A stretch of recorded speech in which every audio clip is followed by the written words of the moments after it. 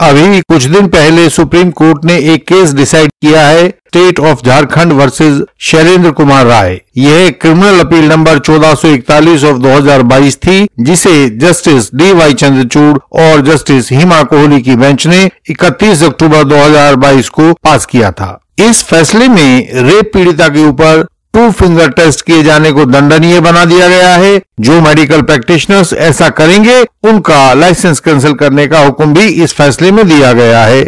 आप में से जो व्यूअर्स इसकी पीडीएफ कॉपी हमसे चाहते हैं, वे हमारे व्हाट्सएप पर हमें लिखित रिक्वेस्ट भेजेंगे तो हम उनको यह कॉपी भिजवा देंगे। यह प्रश्न हमेशा कानून के सामने रहता है कि यदि रेप की किसी घटना को रिपोर्ट किया गया है तो उस घटना के पक्ष में क्या कानूनी सबूत हैं, और इसके लिए महिला के शरीर की मेडिकल जांच की जाती है, जिसमें ऐसे सबूतों को इकट्ठा करके ट्रायल कोर्ट के सामने रखा जा सके। मेडिकल जांच में कुछ समय पहले तक इसके लिए महिलाओं के शरीर पर 2 फिंगर टेस्ट करके यह जांचा जाता था कि महिला एक नियमित सेक्सुअली एक्टिव जीवन जी रही है या नहीं। 2 फिंगर टेस्ट की शुरुआत हुई थी। सबसे पहले 2 फिंगर टेस्ट 1898 में किया गया था। उस समय इस टेस्ट को इजाद करने वाले वैज्ञानिक एल थॉयनॉट का यह विश्वास था कि सहमति के साथ बनाए गए शारीरिक संबंध के परिणाम स्वरूप महिला के शरीर में मौजूद एक बारीक झिल्ली यानी हाइमन टूटता या फटता नहीं है, लेकिन बलपूर्वक शारीरिक संबंधों से यह हाइमन फट जाता है, यह उनका मानना था। इसलिए यह बात रेप के आरोपों में मेडिकल जांच के रूप में चल पड़ी, लेकिन बाद में यह पाया गया कि यह एक गलत विश्वास था। हाइमन खेलने से, कूदने से, गिरने से, टकराने आदि से भी टूट जाता है। आधुनिक कानून में 2 फिंगर टेस्ट क्या होता है? अब के कानून के अनुसार यदि महिला की बिना सहमति और उसकी इच्छा के विरुद्ध उसके सामने दिखाए गए अंगों में पुरुष के शरीर का निजी अंग प्रविष्ट कराया जाए या सामने उसके नीचे दिखाए गए अंगों में कोई भी कृत्रिम वस्तु प्रविष्ट कराई जाए तो रेप का अपराध घटित होता है। इस कानून में महिला के पुराने सेक्स जीवन का कोई लेना देना नहीं है, अतः 2 फिंगर टेस्ट की वर्तमान समय में कोई कानूनी जरूरत है ही नहीं। यह कुछ भी साबित नहीं करता है। आप जब हमारे मेंबर बनकर अपने केस के पीडीएफ कागजात हमको भेजेंगे तो हमारे एडवोकेट्स की टीम उन कागजात को पढ़कर आपके केस की एक रिपोर्ट तैयार करेगी, जिसमें आपके केस की वर्तमान स्थिति और संभावित भविष्य बताया जाएगा। क्रैशिंग और डिस्चार्ज पर बताया जाएगा और मेंबर्स को यह मुफ्त बताया जाएगा। आपको ध्यान यह रखना है कि पूरे केस के कागजात साफ साफ और पढ़ने योग्य हो। चादर बिछाकर मोबाइल से पीडीएफ बनाने पर उनको पढ़ना कठिन होता है। जितना पढ़ने में आसानी होगी रिपोर्ट उतनी ही अच्छी बन पाएगी, क्योंकि पूरा ध्यान कानून पर रहेगा। केस में कोई कठिनाई आने पर या पर्याप्त कानूनी सलाह के अभाव में परेशान होने पर आप हमारी रिपोर्ट से जानकारी और स्पष्टता दोनों पा सकते हैं, बिना कोई खर्च किए हुए पा सकते हैं। बस ध्यान रहे कि कागजात पूरे भेजें और साफ व पठनीय भेजें। सवाल है, 2 फिंगर टेस्ट में क्या होता है? जवाब है, 2 फिंगर टेस्ट में पीड़िता के प्राइवेट पार्ट में 2 उंगलियां डाली जाती हैं। इससे डॉक्टर यह पता लगाने की कोशिश करते हैं कि पीड़िता सेक्सुअली एक्टिव है या नहीं है, अर्थात वह नियमित रूप से सेक्सुअल कांटेक्ट करती है या नहीं करती है। 2 फिंगर टेस्ट पर सुप्रीम कोर्ट ने 2013 में ही रोक लगा दी थी, लेकिन उसके बावजूद ये होता रहा। वीडियो की शुरुआत में बताए गए फैसले में जो ये state of Jharkhand versus Shailendra Kumar Rai है, इस वाले केस में भी इसी 2 फिंगर टेस्ट के आधार पर यह आरोपी हाई कोर्ट से बरी हो गया था। तो अगला सवाल है, क्या बिना टेस्ट के हाइमन का पता लग सकता है? जवाब है हाँ। हाइमन महिलाओं के शरीर में प्राइवेट पार्ट में बना हुआ एक टिश्यू होता है जो बाहर से ही दिखाई देता है।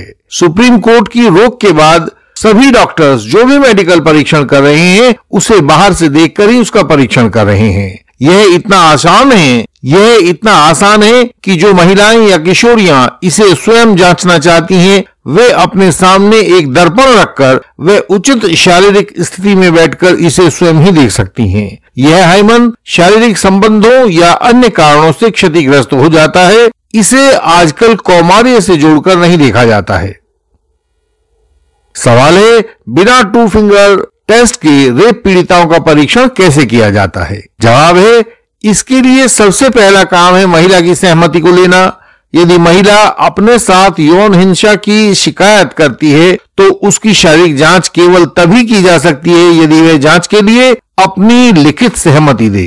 यदि वह शारीरिक, मानसिक या भावनात्मक रूप से अक्षम है तो उसके निकट संबंधी, माता पिता, भाई बहन, पति आदि को यह सहमति लिखित रूप से देनी होती है। बिना लिखित सहमति के महिला की मेडिकल जांच नहीं की जा सकती है। सवाल है कि यह सहमति लेने के बाद जांच व रिपोर्टिंग आगे कैसे बढ़ती है? जवाब है, इसके लिए महिला की फोरेंसिक जांच की जाती है, लेकिन उसके लिए भी सहमति आवश्यक है। यौन हिंसा के मामलों में अगर महिला खुद से भी डॉक्टर के पास जाती है तो उसकी मेडिकल जांच करने से मना नहीं किया जा सकता है। इतना ही नहीं, अगर पीड़िता पुलिस में शिकायत नहीं करना चाहती है और केवल अपनी मेडिकल जांच करवाना चाहती है तो भी ऐसा करने से इनकार नहीं किया जा सकता है। सवाल है, यदि महिला मेडिकल जांच को मना करे तो उसका क्या कानूनी परिणाम होगा? जवाब है, यदि महिला अपनी मेडिकल जांच से इनकार करती है तो कानूनी रूप से यह बात उसके द्वारा लगाए गए आरोप के विरुद्ध जाएगी। सेक्शन 114 इलस्ट्रेशन जी इंडियन एविडेंस एक्ट के अनुसार यदि किसी व्यक्ति के पास कोई एविडेंस है और वह उस एविडेंस को कोर्ट के सामने ना लाकर छुपा लेता है तो कोर्ट यह मानकर चलेगा कि वह एविडेंस छुपाकर रखने वाले व्यक्ति के खिलाफ है तथा इसके द्वारा कही गई बात को सपोर्ट नहीं करता है। रेप केस में इसका अर्थ होगा कि महिला की मेडिकल जांच में कुछ ऐसा निकल सकता है जो रेप के आरोप को झूठा सिद्ध करेगा। सवाल है कि मेडिकल जांच का तरीका क्या होता है? जवाब है, ऐसे मामलों में डॉक्टर पीड़िता के कपड़ों, सिर के बाल, प्यूबिक हेयर, शरीर पर लगी दूसरी चीजें, लार, प्राइवेट पार्ट से सैंपल, मुंह से लिए गए सैंपल और खून के सैंपल लेते हैं।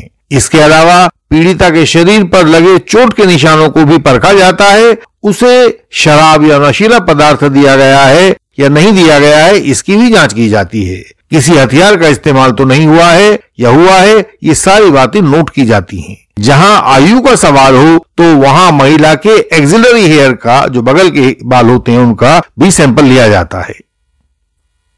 अगर पीड़िता इस कथित यौन हिंसा के कुछ हफ्तों के बाद आती है तो उससे पूछा जाता है कि क्या प्रश्नगत यौन हिंसा के बाद उसने कोई अन्य सेक्स किया है या नहीं किया है। इस तरह से स्पर्म का पता लगाने के लिए वजाइना का स्वैब लिया जाता है। वजाइना का स्वैब लिए जाते समय भी पीड़िता से पूछा जाता है कि उसने प्रश्नगत यौन हिंसा से 1 हफ्ते पहले सेक्स किया था या नहीं किया था। वे जानना चाहते हैं कि प्रश्नगत यौन हिंसा संबंधी स्पर्म्स का स्वच्छ सैंपल मिलना संभव है या नहीं है, क्योंकि ऐसे मामलों में स्पर्म बड़ा और अहम सबूत होता है।